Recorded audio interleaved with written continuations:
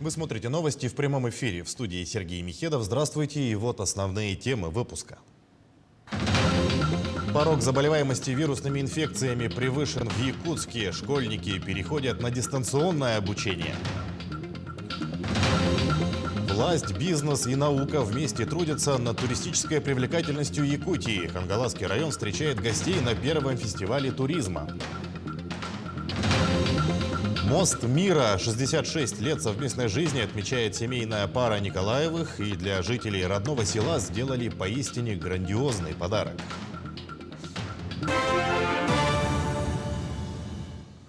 Два человека, в том числе ребенок, погибли в результате пожара в Верхневилюйском районе. Сообщение о возгорании в частном доме в селе Оросу поступило сегодня днем. Как сообщили в пресс-службе МЧС Якутии, на момент прибытия пожарного подразделения наблюдался густой дым. В результате пожара погиб мужчина 1982 года рождения и ребенок 2016 года рождения. Огнем поврежден пол на площади 9 квадратных метров. Причина пожара, виновное лицо и ущерб устанавливаются. Два землетрясения магнитудой 4,7 балла произошли сегодня в Булунском районе к югу от Тикси. Толчки поверхности земли случились между 11 и 12 часами по якутскому времени. К слову, согласно шкале Рихтера, землетрясение магнитудой до 5 баллов оценивается как умеренное, однако с 5 баллов уже как довольно сильное. Так, при землетрясении от 5 баллов и более на территории муниципального образования вводится режим функционирования чрезвычайной ситуации. Напомню, что в целом по республике район поселка Тикси наиболее сейсмически активный. Карантин объявили в школах Якутска на 2 недели. Школы и организации дополнительного образования переведены на дистанционную форму обучения в связи с ростом заболеваемости ОРВИ. Такое решение приняла санитарно-противоэпидемическая комиссия столицы сегодня. Таким образом, с 25 сентября по 8 октября временно приостановлен учебный процесс и внешкольные занятия с 1 по 11 классы во всех школах города. Получать знания ученики продолжат дистанционно. Отмечается, что показатель заболеваемости в Якутске превышает недельный эпидпорог более чем в 2,5 раза. За неделю ОРВИ заболели более 8 тысяч человек. Неблагоприятно остается обстановка и по коронавирусу. Только за последние сутки в Якутии заболели 197 человек, сообщает оперативный штаб. Из них в Якутске 118 случаев заболевания. В Вилюйском и Мегино-Кангаласском районах по 9, в Мирнинском 7, в Нюрюнгринском 6, в Алданском, Ленском и Усть-Алданском по 4. Еще в 20 районах фиксируют от 1 до 3 новых заражений. За сутки лаборатории республики исследовали более 5000 проб на ковид. Продолжается и массовая иммунизация. Прошли первую вакцинацию почти 347 тысяч человек, вторую – 325 тысяч якутян. По федеральному закону, вступившему в силу в декабре 2019 года, граждане, ставшие собственниками аварийного жилья, теперь при расселении могут претендовать только на выплату, размер которой не может превышать стоимость приобретения. Ситуацию осложняет факт. Многие даже не знали о том, что их дом аварийный, а теперь из-за мизерной компенсации у них нет шансов улучшить свои жилищные условия. Ульяна Шагина встретилась с собственниками таких квартир. Мама двоих детей Олеся Потлачук показывает свою квартиру, в котором вынуждена не жить, а выживать. Аварийный дом по улице Пионерская, 25/1 в Якутске – единственное ее жилье, которое она смогла себе позволить в 2012 году. Взяла в кредит, так как других вариантов обзавестись жильем не было. У меня тут слив вообще не работает, уже давным-давно не работает. Раньше вот я мылась, вот здесь душевая у меня была, а она потом 3 года уже как не работает у меня. Сегодня в доме остались только 3 жильца. Остальных расселили еще прошлой зимой. Когда Олеся покупала свои долгожданные 19 квадратных метров, она и не подозревала о том, что дом аварийный. В марте 2012 был, оказывается, признан аварийным, а нас даже об этом никто не уведомил. Ни в рекпалате, ни где документы, все прописку и прочее делали. Медсестра по образованию Олеся весь год спасала жизни пациентов в красных зонах. Теперь по уходу за ребенком вынуждена бегать по документам. Обращалась во все инстанции, чтобы дали жилье, но вердикт один: либо брать то, что положено, либо съезжать и, скорее всего, в никуда. Уже 5 судов, и все у меня отказные идут. А ДЖО теперь на меня еще иск подала, чтобы принудительно изъять мое жилое помещение. Я говорю, а я куда должна со своими 2 детьми? На помойку пойти, что ли, жить или что? Мне некуда идти. Съехавшие соседи забрали с собой даже пластиковые окна, заколотив их листами. Теперь по всему дому ужасный холод, а тепло только в половине дома, и то с перебоями. У соседа снизу Сергея ситуация не лучше. Он также при покупке не знал, что дом аварийный. Вот так и живем. А теперь оценили ее мы и предлагают эту же сумму, за которую ничего мы не возьмем, ничего не купим. Сегодня трое оставшихся скооперировались и пытаются своими силами добиться справедливости. Правда, времени осталось мало. Дом рушится на глазах. Еще не факт, что выдержит предстоящую зиму. Я покупала материнским капиталом. Когда? Так, это было в 2012 году. Ага, и вот, я же собственник, получается, да? И вот мне сказали, 600 тысяч вам даем, и все. Несмотря на то, что программа расселения в Якутии в столице идет полным ходом, нюансы остаются. И один из них как раз-таки касается суммы выплат по договору купли-продажи. Купил в аварийном доме жилье за 500 тысяч, значит, ту же сумму и получишь при расселении. Таковы законы. И не важно, что это твое единственное жилье. Мы и дальше будем следить за судьбой жильцов этого злосчастного дома. Ульяна Шагина, Григорий Николаев, Якутск. Двухдневный сбор макулатуры провели в Покровске. От населения и организаций принимали бумагу, газеты, тетради, книги, журналы и другое. Макулатуру организаторы сбора дальше передают в пункт приема картона и полиэтиленовой пленки в Якутске. И уже оттуда она отправится на переработку в города Иркутск или Новосибирск.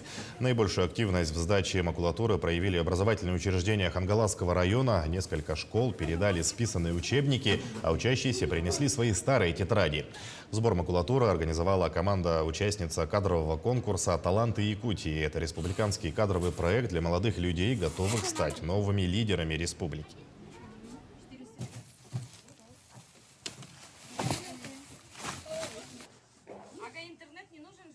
Наша команда, проектная команда, которая называется «Нет отходом», коллективно выбрали реализацию проекта «Нет отходом» на территории Хангаласского улуса.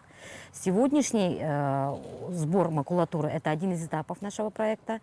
По окончании конкурса мы не намерены останавливаться. Мы дальше будем увеличивать собираемую фракцию. Сегодня фракция макулатуры. И в дальнейшем мы будем работать, опять-таки, с компаниями-перекупщиками, которые находятся в городе Якутске, для дальнейшей переработки мусора. 127 туристических продуктов предлагает Якутия путешественникам не только из России, но и со всего мира. Экстремальные, экологические, промышленные, духовно-культурные программы сейчас максимально востребованы в отрасли. На первом фестивале туризма в рамках форума предпринимателей республики прошли мастер-классы и конференции. Присутствовали и иностранные гости. О том, что сделано и что только предстоит сделать, расскажет Мадина Халикова. Власть, бизнес и наука рука об руку сотрудничают в рамках создания туристической и расширить турпрограммы, создать больше мест размещения и в сложное время пандемии нарастить турпоток в республику, что стало первым шагом к реализации профильного нацпроекта, анонсированным президентом Владимиром Путиным.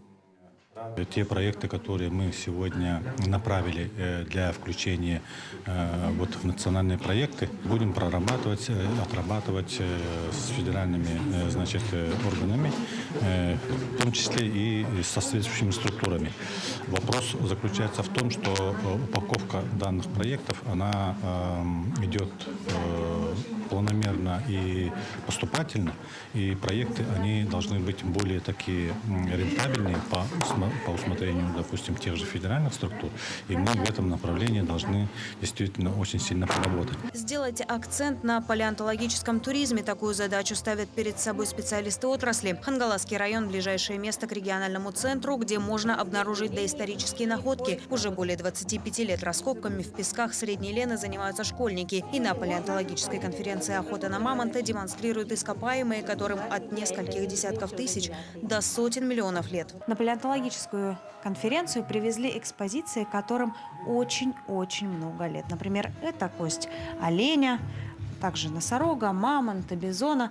И одна из последних находок, которую нашли в июне месяце, это череп снежного барана. Кстати, они живут и по сей день, и это уникальная возможность, чтобы узнать, чем отличалась ДНК древнего снежного барана от ныне существующего. Якутия – мировое хранилище мамонтовой фауны, и даже искушенным туристам здесь есть что посмотреть. Где будет в том числе представлены животные, которые дожили до наших времен, например, бизоны, да, и непосредственно сама флора и фауна, она предполагает для того, чтобы изучать именно этот период. И в Хангаласском районе очень многие, например, растения эпохи плейстоцена сохранились до сих пор. Проект «Парк ледникового периода» — это как раз коллаборация науки и бизнеса. Ко мне пришли академики, предложили создать научный полигон. В рамках форума состоялись мастер-классы, гостям предложили сыграть в национальные игры, демонстрировали глиняную посуду, выполненную по старинным техникам и только вручную. Мы производим посуду из местной глины, делаем формы из наших старых посуд, получается. Пытаемся возвести в новое время. Делаем кружки, пиалки, получается. Вот национальная посуда КПЯ. Вот, допустим. Тоже чороны делаем, блюда для холодца. Да. Сегодня туристам, путешествующим в Якутию, предлагают 127 разных продуктов. Сейчас вместе с федеральными структурами рассматривают возможность запуска чартеров в республику. Мадина Халикова, Джулустан Иннокентьев, Хангаласский район. Идем далее. В селе Миссы Амгинского района сегодня открыли мост мира. Таким необычным образом решила отметить 66 лет совместной жизни чета Николаевых, Павла и Прасковьи, и заодно сделать подарок селу к столетию якутской автономии. Трудились над мостом 5 сыновей, дочка и зять. Решили назвать мост «Мир», говорит 90-летний Павел Прокопьевич. Мост представляет из себя металлическую конструкцию с тротуаром для пешеходов. Его ширина 6,5 метров, длина 16 метров. Опоры украшают сарданы с узором, символизирующим богатство. В вечернее время на мосту зажигают красивую иллюминацию.